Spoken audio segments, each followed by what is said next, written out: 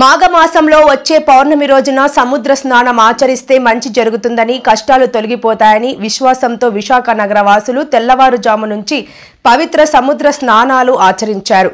సముద్ర స్నానాలు చేసేందుకు నగరవాసులు పెద్ద సంఖ్యలో వచ్చే అవకాశం ఉన్నందున పోలీసులు అందుకు తగ్గ భద్రతా ఏర్పాట్లను చేశారు.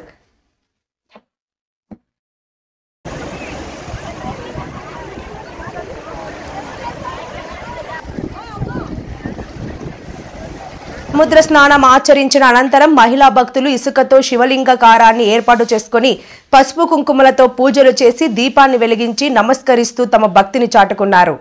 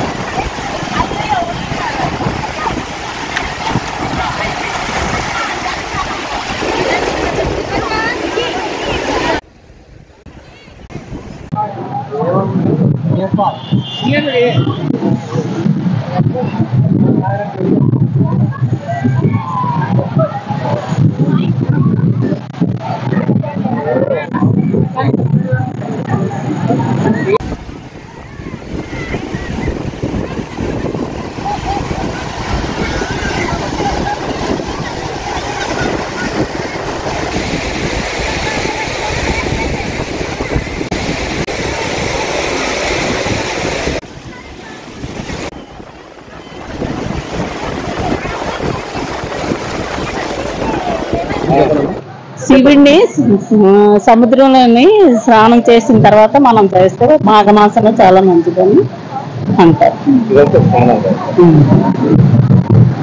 పుణ్యం వస్తుంది, పాపాలు పోతాయి, పుణ్యం వస్తుంది అని చెప్పేసి అంటారు. పౌర్ణమి చాలా మంచిదని మాఘ స్నానాలు అందరూ చేస్తున్నారు.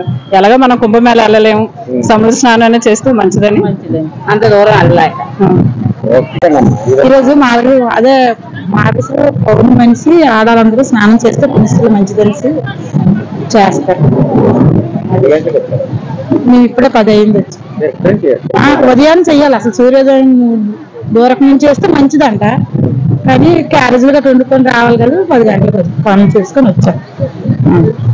ఈరోజు సత్యనారాయణ స్వామి గుడికి కూడా వెళ్ళినా మంచిదే. గురు పౌర్ణమి ఈరోజు, నాగ పౌర్ణమి గురు పౌర్ణమి ఈరోజు. సత్యనారాయణ స్వామి గుడికి వెళ్తే మంచిది. వీళ్ళున్నా వెళ్తారు, వీళ్ళేనో లేదు. కృష్ణమూర్తి రామాలయంకి వెంకటరమూర్తి గుడికి వెళ్తే మంచిది. ఈ రోజు నుంచి ఇక్కడికి కూడా వెళ్తారు, మార్గ స్నానాలు కూడా వెళ్తారు. మాఘ స్నానాలు అంటే ఈ రోజు నాగ పౌర్ణమి పితృదేవతలకి, అలాగే పితృదేవతలకి వాళ్ళకి కూడా వాళ్ళ పేర్లవి చెప్పి వస్త్రదానం, అలాగే ఈ దానాలు అవి చేస్తే అన్ని విధాలు బాగుంటుందని పూర్వీకుల నుంచి వస్తున్న నమ్మకం. అలాగే శాలిగ్రామ దానం, ఈ దానాలు అవి కూడా చెయ్యాలి, అన్ని చేస్తే వాళ్ళ తారీఖు తరిస్తారని, ఎటువంటి ఎడబాటు లేకుండా వాళ్ళ పిల్లలు వాళ్ళ వంశం అన్ని విధాలా బాగుంటుందని ఉంటుందని ఆ మాఘ పౌర్ణమి తారీఖు ప్రత్యేకత. అది చెయ్యాలి కంపల్సరీగా. ఉదయం 8 నుంచి మధ్యాహ్నం 2:30, 3 లోపల చేయొచ్చు.